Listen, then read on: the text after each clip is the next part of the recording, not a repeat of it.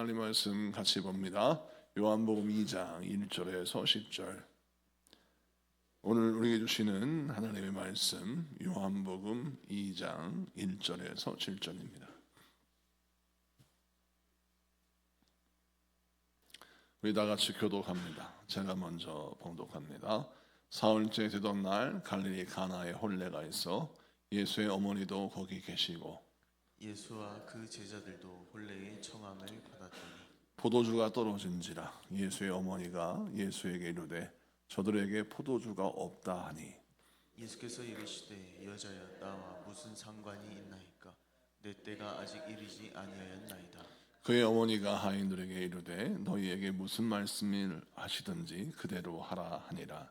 거기에 유대인의 정결 예식을 따라 두세 통 드는 돌 항아리 6이 놓였는지라. 예수께서 그들에게 이르시되 항아리에 물을 채우라 하신즉 아기까지 채우니 이제는 떠서 연회장에 갖다 주라 하심에 갖다 주었더니 연회장은 물로 된 포도주를 맛보고도 어디서 났는지 알지 못하되 물떠온 하인들은 알더라. 연회장이 신랑을 불러 말하되 사람마다 먼저 좋은 포도주를 내고 취한 후에 낮은 것을 내거늘 그대는 지금까지 좋은 포도주를 두었도다 하니라. 아멘. 자, 오늘은 요한복음 2장 1절에서 10절까지 말씀을 통해서 순종은 완전한 이해를 통해서 얻어지는 결과가 아니다 라는 제목으로 말씀을 증거할 때 많은 은혜 받는 시간 되기를 바랍니다.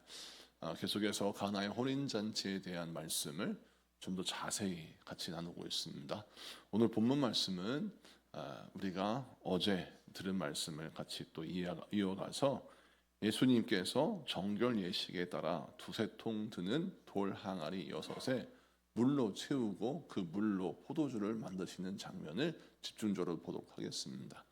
우리 예수님께서 돌 항아리에 물을 채우라는 명령을 하십니다. 그런데 그 명령을 마리아는 하인들을 통하여 다 지키라고 명령했던 것이죠. 그래서 오늘 본문에 주목해야 할 부분이 5절에 그의 어머니가 하인들에게 이르되 너희에게 무슨 말씀을 하시든지 그대로 하라 하니라. 여기에서 무슨 말씀을 하시든지 그대로 하라라는 말씀이 굉장히 중요합니다. 돌 항아리에 물을 담고 그 담겨진 물이 도대체 포도주와 무슨 상관이 있습니까? 예수님이 말씀은 하시지만 그 말씀을 이행해야 되는 것은 그 잔치집의 하인들입니다. 자, 예수님이 직접 물을 떠서 잔치집에 그 물을 갖다 주신 것이 아닙니다. 예수님은 말씀만 하셨고 그 말씀을 이해하는 것은 마리아와 또 그 집의 하인들인 것이죠. 기적의 시작은 예수님으로부터 비롯되었지만 그 기적을 만들어가는 과정 속에서 누가 쓰임 받느냐? 마리아와 그 집의 하인들이 쓰임 받았다라는 것이죠. 가나의 혼인잔치의 이 기적은 우리에게 굉장히 중요한 메시지를 주고 계시는 겁니다. 우리 주님께서 우리의 인생 가운데 기적과 이적을 나타내기를 원하십니다. 그런데 그 기적과 이적은 사람을 통해서 이루어지는 과정을 하나님께서 허락하십니다. 이는 무엇이냐면 기적과 이적은 믿음을 통해서 얻어지는 놀라운 결과고 또 우리 주님은 우리를 통해서 하나님의 일을 이루기를 원하시기 때문입니다. 우리 예수님께서 땅끝까지 복음을 증거하시는 과정 속에서도 제자들에게 뭐라 하셨습니까? 직접 예수님이 몸으로 가신 것이 아니라 말씀으로 제자들에게 말씀하셨고 그 말씀을 듣고 순종하는 제자들을 통하여 그 일을 이루셨는데 너희가 성령을 받으면 성령으로 말미암아 권능을 받는다고 하지 않습니까? 권능을 받고 예루살렘과 온 유대와 사마리아와 땅끝까지 내 증인이 되리라고 말씀하셨는데 그 당시에 이 제자들의 수준으로는 예루살렘에서 온 유대까지는 이해할 수 있지만 사마리아까지 내가 예수님의 증인이 될 수 있을까? 또 땅끝까지 내가 예수님의 증인이 될 수 있을까? 사실 꿈꿀 수도 없고 상상할 수도 없는 그런 일들인데 주님께서 말씀하셨고 그 증인이 되라라고 말씀하시는 그 말씀에 순종하였습니다. 여러분, 우리 주님께서 기적을 일으키시고 당시에 놀라운 이적을 나타내실 때 주님께서 말씀하십니다. 근데 그 어떠한 말씀을 듣더라도 그대로 하라라는 이 말씀이 쉬운 일이 아닌 게 내가 이성을 가지고 이해하고 그것을 헤아려 봐도 내가 이 말씀을 따라 순종해야 하는가라고 하는 의문이 들 때가 있어요.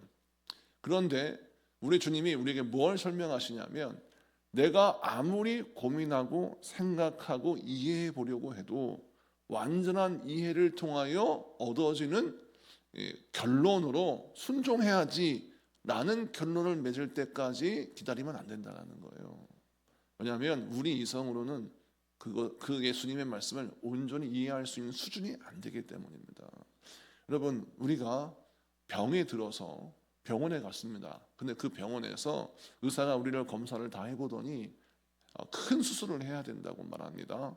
예를 들어서 어떠한 혈관을 잘라야 되고, 또 어떤 혈관을 새로운 혈관을 끼워야 되고, 또 이 수술을 하기 위해서 어떤 조직을 또 잘라야 되고, 하여튼 여러 가지 처치를 하면서 대수술을 말을 해요. 그렇다면 그 수술을 우리가 이해할 때 나는 도저히 납득이 안 간다. 내가 왜 이 병을 고치기 위해서 이 수술을 해야 되고 이 처치를 받아야 되느냐라고 반문했을 때 의사가 그에게 설명을 아무리 해도 우리가 알아듣습니까? 못 알아듣는 거예요. 그럼 우리는 어떻게 합니까? 의사에게 내 몸을 맡기죠. 그러면 그 의사는 내 몸을 전문적인 지식에 의해서 수술을 하고 치료를 하는 것이죠. 여러분, 그것도 마찬가지인 겁니다. 우리 주님이 우리의 영혼과 우리의 인생을 수술하시고 또 치료하시고 또 회복하게 하시기 위해서 말씀을 하십니다. 그런데 그 말씀을 때로는 이해할 수는 있지만 때로는 이해하지 못할 때가 있어요. 그리고 이해하기는커녕 내 마음속에서 분노가 일어나고 짜증이 일어나고 또 내 마음속에서 의문을 품게 됩니다. 의심을 품게 되죠. 예수님, 왜 저한테 이러십니까? 다른 사람들은 쉽게 은혜를 주시고 다른 사람들은 이런 은혜를 주시는데 왜 나한테만 이렇게 하십니까? 라고 서운할 수 있어요. 그런데 그 모든 부정적인 감정들을 믿음으로 해결하고 그 믿음으로 그 해결한 말씀을 그저 따라가고 순종하는 삶을 살 때에 기적은 나타나는 것입니다. 물이 포도주로 바뀐다는 것은 완전히 본질이 바뀌는 것입니다. 여러분, 우리 인생의 본질, 우리 인생의 핵심이 바뀌려면 어떤 것을 통해서 이루어지느냐?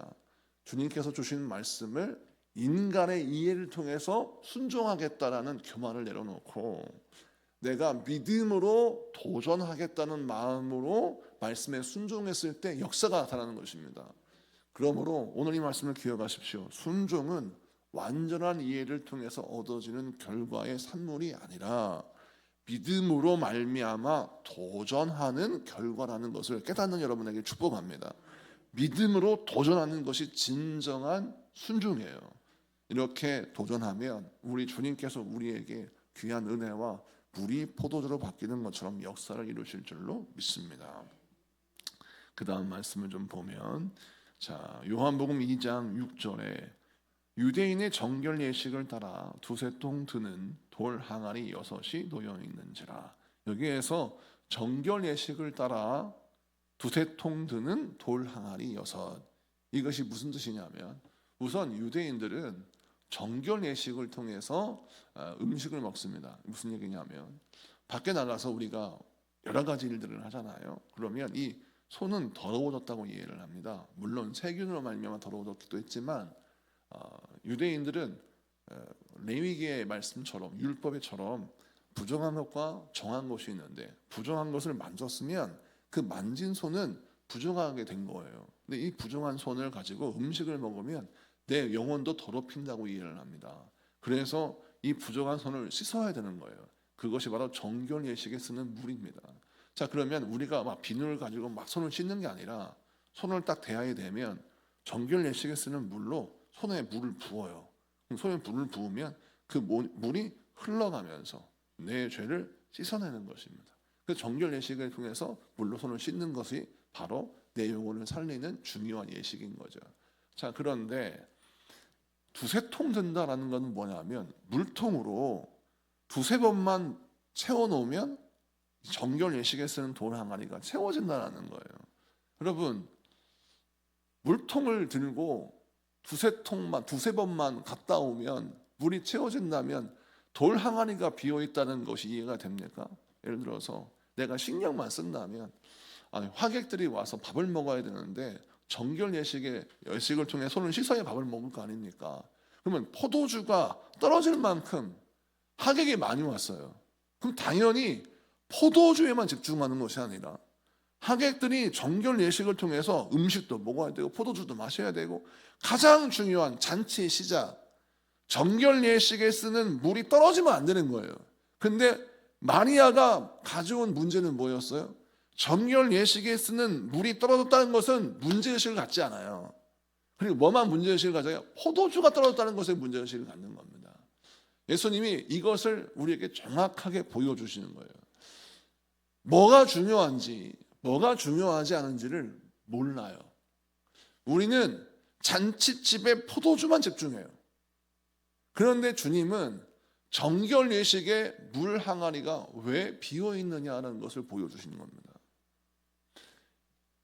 우리가 구약의 말씀을 통해서 율법을 얻었다면 그 율법의 말씀을 통해서 깨끗한 손을 가지고 내 몸을 깨끗하게 만드는 율법을 가졌다면 그렇다면 그 율법대로 그 말씀대로 손을 깨끗하게 하여 내 몸을 정결하게 하고 죄가 내 몸을 더럽히는 것을 경계해야 되는데 사람들은 여기에 관심이 없고 그저 잔치밥에만 관심이 있는 거예요. 먹고 마시는 거에 관심이 있는 겁니다. 그리고 돌 항아리의 물로 정결 예식이라는 것은 옛날 얘기다.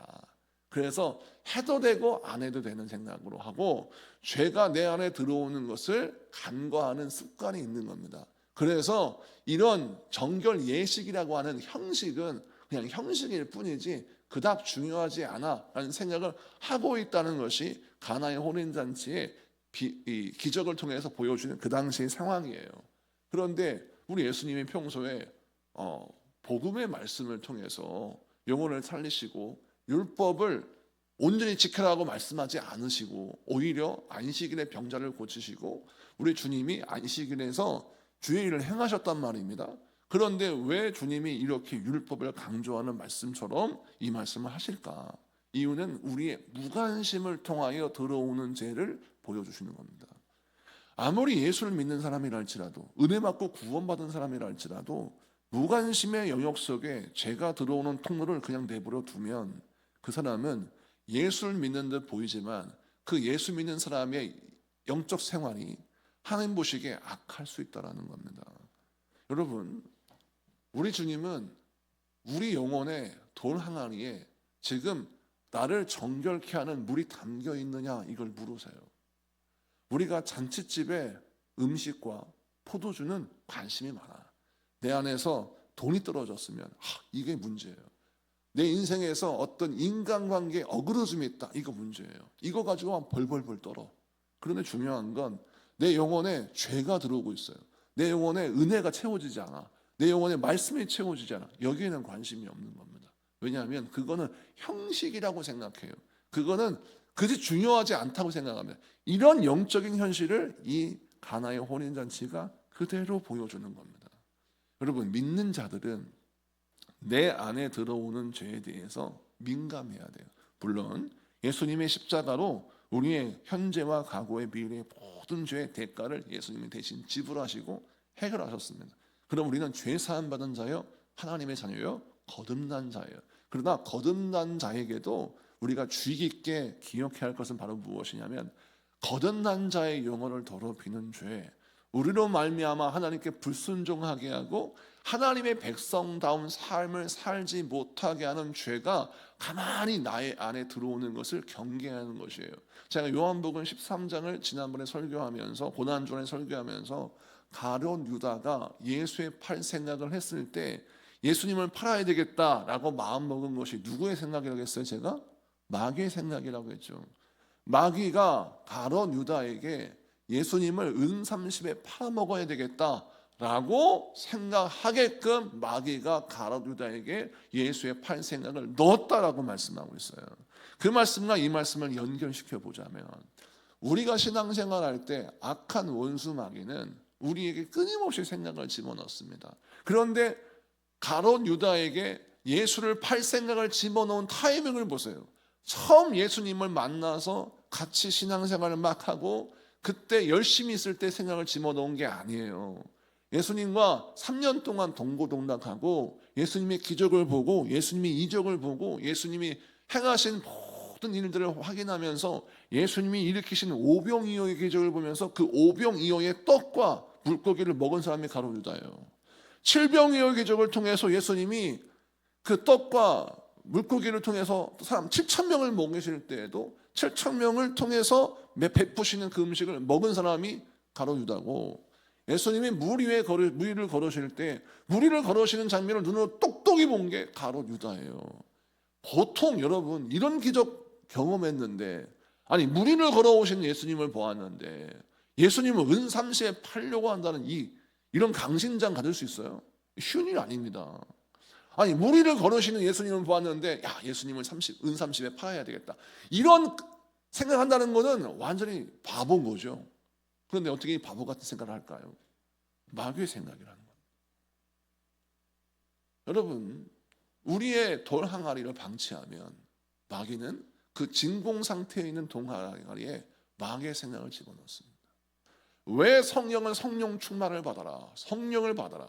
그리고 예수님께서 말씀하시기를 돌 항아리에 아기까지 물을 채우라고 하셨어요. 아기까지. 왜 아기까지 물을 채우라 했을까요?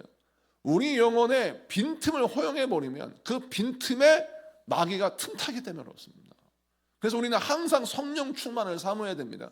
이것은 우리 주님이 우리에게 뭔가 가스라이팅 해가지고 우리를 이용해 먹으려고 하신 말씀이 아니라 이 돌 항아리에 물을 채우라는 것은 나를 살리시기 위함이에요. 그래서 기도해야 하는 겁니다. 그래서 성령 말씀 붙들고 순종해야 되는 거예요.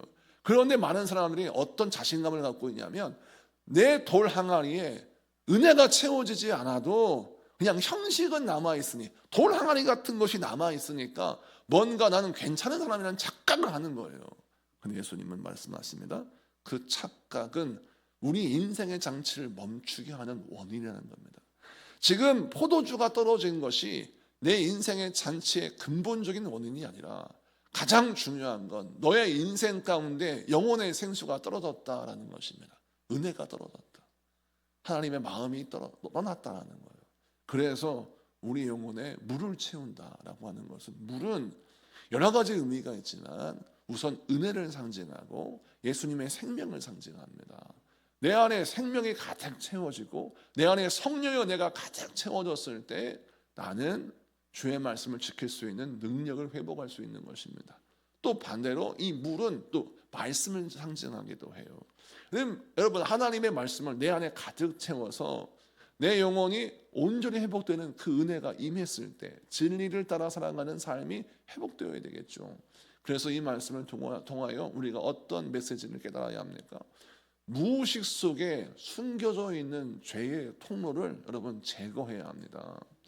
우리가 그냥 내 인생의 잔치집에 부족한 포도주나 음식에 내 마음을 빼앗겨 내 영혼의 돌 항아리에 물이 비어 있는가를 간과했던 어리석음을 회개하고, 주여 내 영혼에 하나님의 은혜가 채워지고 내 영혼에 하나님의 말씀이 채워지되 적당한 수준에서 채워지는 것이 아니라 하나님의 말씀이 충만한 데까지 채워지고 하나님의 은혜가 충만한 데까지 내가 부어지는 은혜가 부어지게 하여 주시옵소서. 기도하는 여러분에게 축복합니다. 그래서 오늘 이 말씀을 통해서 우리가 어떤 결단을 해야 하면, 내가 금과 은이 없는 것은 굉장히 민감한데 내가 왜 기도하지 않은 것에 대해서 민감하지 않을까, 이걸 돌아보면서 여러분의 영혼을 기도로 말씀의 순종으로 채워나가시는 여러분에게 축복합니다.